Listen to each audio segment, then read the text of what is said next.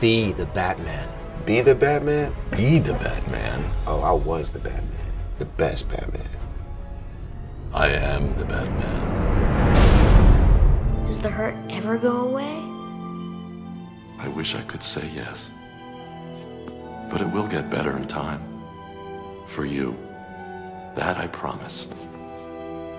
To the man who gave us so much light even in the darkest of times, I truly hope that you have found peace, and know that your legacy will continue to live on throughout the years to come. Rest in paradise, Kevin Conroy. You will be forever missed. And with all that said, everybody, welcome back to another video on the channel where if I do sound a bit less enthusiastic than usual, it is because I am feeling a little bit under the weather, but recently because we lost an absolute legend of none other than the definitive voice of Batman himself, of Kevin Conroy, where unfortunately he did pass away recently after losing a battle with cancer only at the age of 66. And before we dive into the news of this video, I just want to say that Kevin Conroy wasn't just the definitive voice of Batman that you would hear in several amazing projects like the animated series, the Arkham games, and even any time that you would pick up a Batman comic book, but in my honest opinion, Kevin Conroy was Batman through and through. Not just in the way that he incredibly performed the character of Bruce Wayne and Batman simultaneously, but how the character of Batman himself completely resonated with Kevin on a personal level, which fully allowed him to give 110% effort every single time he embodied that character, regardless of whatever piece of media that was in. But again, knowing that Kevin's sensational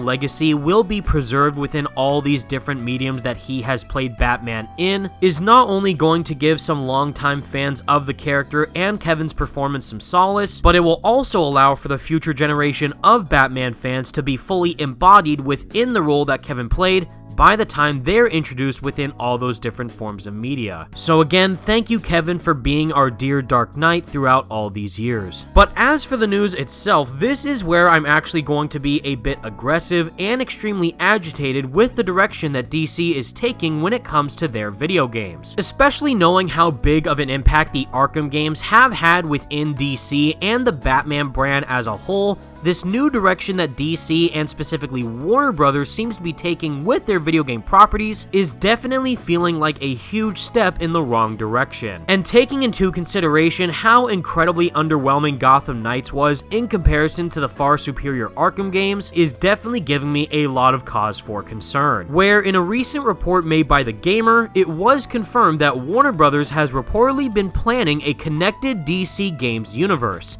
However, the plan is to have DC games take place in the same universe as the movies, Star Wars style. Now, I will be explaining why I believe this is an incredibly stupid move on DC's part, but I do want to read the entirety of the article before I dive into it further. And as this was written by author Josh Coulson, he did say that the DC Extended Universe is getting overhauled again, but for real this time, as James Gunn and Peter Safran have been appointed co-CEOs and will oversee the creative direction of DC moving forward. But as it turns out, that doesn't just include movies and TV shows, but potentially video games as well. That's what Warner Bros. Discovery head David Zaslav hinted at this week via Deadline. Apparently, Zaslav held a meeting with Warner Bros. Discovery employees during which he officially introduced Gunn and Safran to the rest of the heads at the company. During that meeting, Zaslav included DC's video games when describing a vision for its wider connected universe. And while there hasn't been any more official information that has come from Warner Brothers or DC to clarify further about what exactly this new vision is, the initial report that Warner Bros. Supposedly made does seem to specify that Zaslav's warning apparently indicated games won't just be connected to each other, but will be taking place in the same universe as the aforementioned movies and shows. Something that is very tricky to do, but Star Wars has proved it can be done. Despite being very different mediums, it has been made clear games like Jedi Fallen Order and Battlefront 2 are indeed taking place in the same galaxy as Andor and The Mandalorian. And to end off the article here, Warner Bros. And DC does imply that they have some sort of 10-year plan that will leave them with their very own MCU every few years. With two people who have proved that they know what DC needs and how it works, this is the best chance yet of that promise actually being kept. If Gunn and Safran can successfully incorporate games into that as well, it will give DC something Marvel doesn't currently have. And while there are plenty of Marvel games already, and a lot more to come, none of them are directly connected to the MCU. But that last line of that article, everybody, is exactly why I believe Marvel is making the best decisions possible when it does come to their video game properties in comparison to what DC is currently seeming to do. One of the biggest reasons why Spider-Man PS4 is not only an incredible Spider-Man game, but also the highest selling superhero game of all time, where it doesn't have to be fully reliant on or tie into what Marvel is currently doing within the MCU. That is one of the biggest drawing points of including Spider-Man in a video game medium. This is also one of the biggest reasons why Marvel's Guardians of the Galaxy is my game of the year for 2021, because while they do share similar vibes to what the MCU has done with those characters, it is still its own complete and original thing, which fully portrays the characters of the Guardians in a brand new and fresh way that isn't directly a one-to-one adaptation as to what we saw in the films. Hell, there's even a Miss Marvel TV show on Disney Plus right now, and while I do like aspects of that series, I genuinely think that Kamala Khan's character within the Avengers video game did manage to portray her in a much better way. And we wouldn't have gotten those stories within those games, nor what's currently happening with the Skydance Captain America and Black Panther game,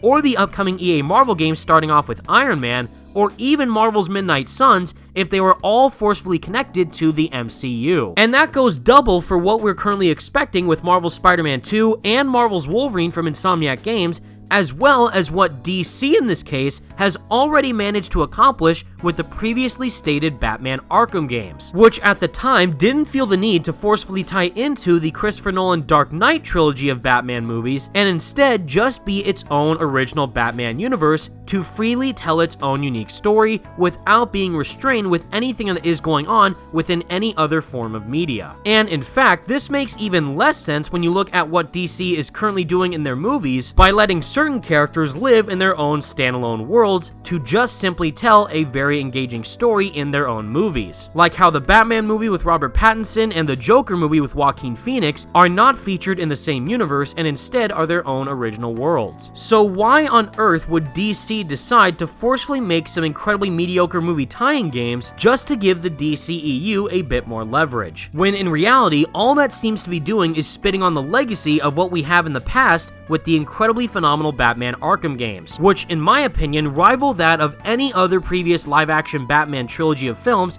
that have previously released. In the end, everybody, I personally believe that video games as an art form are some of, if not the most impactful pieces of media that we as fans and consumers can ever dare to experience. Allowing a gamer to not only play as a character that they know and love like Batman, Superman, or Wonder Woman, but actually for a time feel like that they are that character, has a far greater leverage than any film or TV show could ever manage to accomplish. This is easily why games like Marvel's Spider-Man 2 and Marvel's Wolverine are so highly anticipated from the general fan base. So seeing that DC, or more specifically Warner Brothers, seems to be stripping the video game art form of that freedom certainly makes me extremely upset as a die-hard video game fan, especially as someone who views all the Arkham games as the pinnacle of superhero gaming. Although only time will tell to see exactly how DC fares by the time we see more of this deal in action. And with all that said, everybody, that's the video I have for you today, and please let me know all your thoughts in the comments section down below. What do you think of this news from DC and Warner Bros. Claiming that they might end up making more of their upcoming DC video game properties forcefully tie into the DCEU lineup of films? Do you think that this is an utterly terrible idea, or are you someone who might be possibly interested in this aspect? Let me know what you think. Be sure to leave a like on the video and subscribe to the channel if you did enjoy, and for more superhero games videos like this in the future. Thank you all so much for watching. Rest in peace, Kevin Conroy, and without further ado, peace out.